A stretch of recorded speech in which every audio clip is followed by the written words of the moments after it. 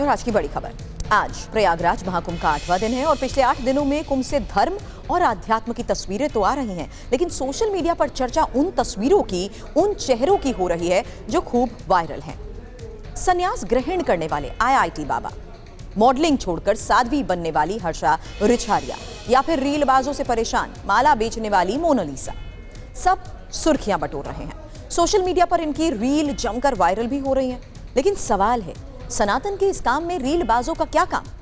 अलग अलग इसको लेकर लोग अपने तरीके से बात रख रहे हैं।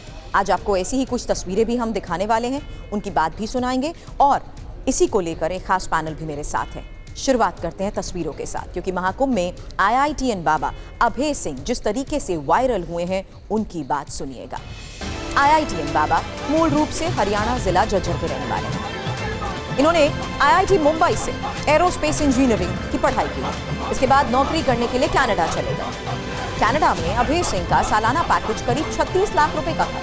हालांकि उन्होंने सब कुछ छोड़कर आध्यात्म का रास्ता चुना। महाकुंभ में एक इंटरव्यू के बाद लोगों को पता लगा कि अभय सिंह आईआईटीएन हैं। उनकी लोकप्रियता बढ़ती गई, वायरल होने लगे, लेकिन एक हफ्ते में ही कहानी में ट्विस्ट आ गया। अभय सिंह ने अपने माता पिता की आलोचना की। इसके बाद साधु संतों ने आईआईटी वाले बाबा के खिलाफ ही मोर्चा खोल दिया। कई संतों ने उन्हें बाबा मानने से ही मना कर दिया। कईयों ने उन्हें नकली बाबा और किसी ने रीलबाज तक कहा। सुनाते हैं आपको संन्यास को लेकर आईआईटी वाले बाबा यानी अभय सिंह ने हमारे संवाददाता कुमार कुंदन से क्या कहा। वो कनाडा में तो जैसे डॉलर्स में तुम कमाते हो तो वो भारत के रुपए में कन्वर्ट करेंगे तो ये मान के चलो 3 लाख के आसपास इनिशियल जो स्टार्टिंग में गए थे तब। उसके बाद तो वो जैसे बढ़ भी गया था। वो आवरली पे करते ना वैसे तो $30 per hour, like $40 per hour, तो उस टाइप से।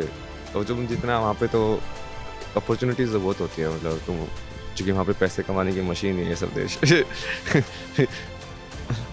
मनी मशीन फैक्ट्री से निकलकर जो ये अध्यात्म की फैक्ट्री में कब से फिर आए, कितने दिन हो गए इस सेक्टर में आए?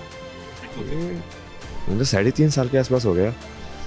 अलग अलग तरीके से ना, शुरू में मैंने जैसे बुक लिखा, फिर वो जो किसी को कुछ समझ में नहीं आया पब्लिशर्स को भेजा, और किसी ने पब्लिश नहीं किया तो फिर मैं छोड़ा मंगाऊँ। किसी का मतलब ही नहीं है इस दुनिया में, तो मुझे क्या मतलब है। इनसे दीक्षा ली कहते हैं क्योंकि दीक्षित होना ज़रूरी होता है, ऐसा भी मतलब मान्य है प्रचलित हिंदू में। तो क्या आपने किसी से दीक्षा वगैरह दी? नहीं, मेरे को वही बोला ना, मेरे को स्टार्टिंग में जैसे दीक्षा लेने की जरूरत नहीं पड़ी। वो सत्य तक तो मैं वैसे ही पहुँच गया था। तो उसके बाद फिर वो वही है कि उसको फिर वो अलग अलग टेक्निक सीखने के लिए, जैसे मैं सदगुरु के आश्रम में भी गया कोयम्बटूर, तो वहाँ पे पूरा जो योग का जो विज्ञान है, जो साइंस है, उसको एक्चुअली में कैसे कैसे करते हैं, आसन प्राणायाम ये सब क्या होता है, करना कैसे होता है, उसको राइट टेक्निक क्या है, उसकी पूजा वगैरह क्यों करते हैं, कैसे करते हैं, भक्ति क्या होती है, ये सारी चीज़ें समझी। कुमार कुंदन के साथ अभी की आपने बातचीत सुनी है। इनके बारे में और जानकारी आपको दूं उससे पहले बता दूं, इस वक्त महंत नारायण गिरी जी महाराज, जो कि प्रवक्ता हैं जूना अखाड़ा से, प्रयागराज से हमें ज्वाइन कर चुके हैं। साथ ही महामंडलेश्वर स्वामी शैलेशानंद जी महाराज भी इस वक्त हमें ज्वाइन कर चुके हैं, श्री पंचायती अखाड़ा महानिर्वाण भी प्रयागराज से। आप दोनों से मैं चर्चा की शुरुआत करने से पहले इनके बारे में कुछ बातें बताना चाहती हूं, क्योंकि जिस तरीके से हमारे सहयोगी ने इनसे बात की, कुमार कुंदन की ये बातचीत आपने आईआईटी बाबा से सुनी। इनके बारे में जरा और जान लीजिए। इनका असली नाम है अभय सिंह। आईआईटी मुंबई से एरोनॉटिकल इंजीनियर, हवाई जहाज बनाने वाली कंपनी में रहे हैं। नौकरी छोड़कर संन्यास भी ग्रहण कर लिया। महाकुंभ में आने पर वायरल भी हुए। परिवार इनका हरियाणा में रहता है, लेकिन अब शब्दों के इस्तेमाल के आरोप जिस तरीके से इनके ऊपर लगे हैं, उसी बारे में मैं चर्चा करूंगी और जूना अखाड़े से ये निष्कासित भी हैं। अब सबसे पहले चर्चा की शुरुआत में उसी लिहाज से करना चाहूंगी जहां महाराज मेरा ये सबसे पहला सवाल आपसे है, ये समझते हुए कि आखिर इन लोगों की महाकुंभ में, नारायण गिरी महाराज जी ये सवाल आपसे है, इन लोगों की कुंभ में मौजूदगी और ये मौजूदगी जिस तरीके से, क्योंकि आप जानते हैं कि आजकल का समय ऐसा है कि प्रचार के तौर पर ये रील कल्चर शुरू हो चुका है, जहां आप कुंभ में रहते हुए उसका प्रचार जरूर कर रहे हैं, अच्छी बातें लोगों तक जरूर पहुंचा रहे हैं, लेकिन जिस तरीके से आप ये सब कुछ कर रहे हैं वो कहीं ना कहीं सवालों के घेरे में अब आ रहा है। देखिए, विशेष रूप से इसके लिए कानून बनना चाहिए। ये जितने भी यूट्यूबर रील बनाने वाले हैं उनको जेल भेजना चाहिए, क्योंकि जो मॉल को पूरा जो है विपरीत मानसिकता कर रहे हैं।